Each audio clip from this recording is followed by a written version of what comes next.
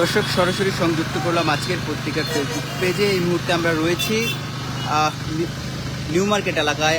New market এলাকায় কিন্তু আসলে ব্যাপক আকারে কিন্তু আসলে জলাবদ্ধতার সৃষ্টি হয়েছে এবং আসলে আজকে প্রায় 2-3 দিন ধরেই কিন্তু আসলে ঢাকায় কিন্তু সারাদিন বৃষ্টি এবং সেই আজকে সকাল থেকে কিন্তু আসলে খুব ভারী বৃষ্টি হয় এবং সেই ভারী বৃষ্টির পর থেকেই কিন্তু আসলে নিউ মার্কেট এলাকায় আসলে ব্যাপক আকারে জলাবদ্ধতার সৃষ্টি হয়েছে। আমরা আপনাদেরকে জানিয়ে রাখি যে এই নিউ মার্কেট এলাকায় কিন্তু আসলে অবস্থিত রয়েছে যে ঢাকা কলেজ এবং ঢাকা বিশ্ববিদ্যালয়ের বেশ কয়েকটি যে হল কিন্তু আসলে রয়েছে, কুইট মৈত্রী হল সহ আরো বেশ কয়েকটি হল কিন্তু আসলে রয়েছেন। দর্শক আপনারা দেখতে পাচ্ছেন যে নিউ মার্কেট এলাকায় আসলে যে কি আকারে আসলে জলাবদ্ধতার সৃষ্টি হয়েছে এবং নিউ মার্কেট এলাকার যে সকল দোকানিরা রয়েছেন তারা কিন্তু আসলে বলছিলেন যে শুধুমাত্র ভারী বৃষ্টির কারণেই না, অল্প পরিমাণেও যদি বৃষ্টি হয় তাহলেও আসলে নিউ মার্কেট এলাকা আসলে পানির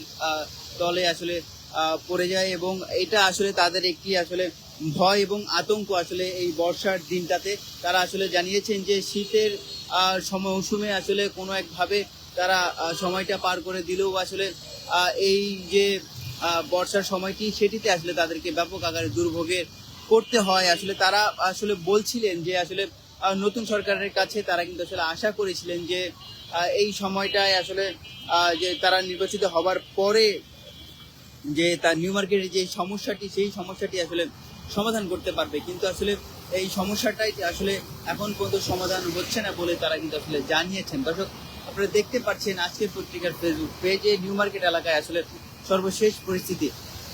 আসলে এই বেশ কয়েকদিন ধরেই কিন্তু ঢাকায় আসলে তীব্র আসলে যে বৃষ্টি, সেই বৃষ্টির কারণেই কিন্তু আসলে নিউ মার্কেট এলাকায় এই জলাবদ্ধতা।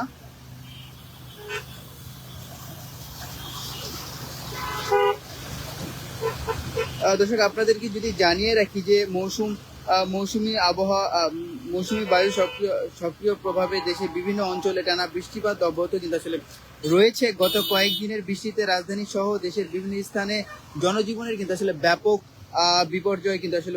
বিপর্যয় ঘটেছে। এই অবস্থায় আগামী 24 ঘন্টায় দেশের টানা 8 বিভাগে কোথাও কোথাও ভারী থেকে অতি ভারী বৃষ্টিপাতের কিন্তু আসলে পূর্বাভাস দিয়েছে আবহাওয়া অধিদপ্তর।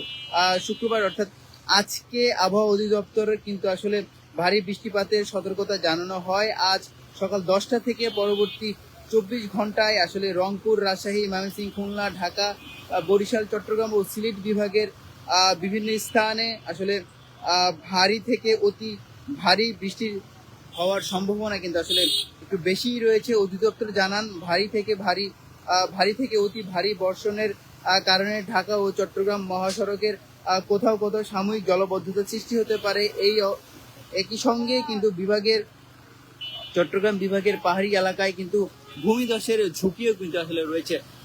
দর্শক আসলে শুধুমাত্র নিউ মার্কেট এলাকায় নয়, আসলে চট্টগ্রাম এবং ঢাকার যে এলাকার যে মহাসড়ক রয়েছে সেই মহাসড়কের কিন্তু আসলে বেশ কয়েকটি জায়গায় কিন্তু আসলে ব্যাপক আকারে জলাবদ্ধতার আসলে সৃষ্টি হওয়ার কিন্তু আসলে সম্ভাবনা রয়েছে, এটিও কিন্তু জানিয়েছেন আবহাওয়া অধিদপ্তর।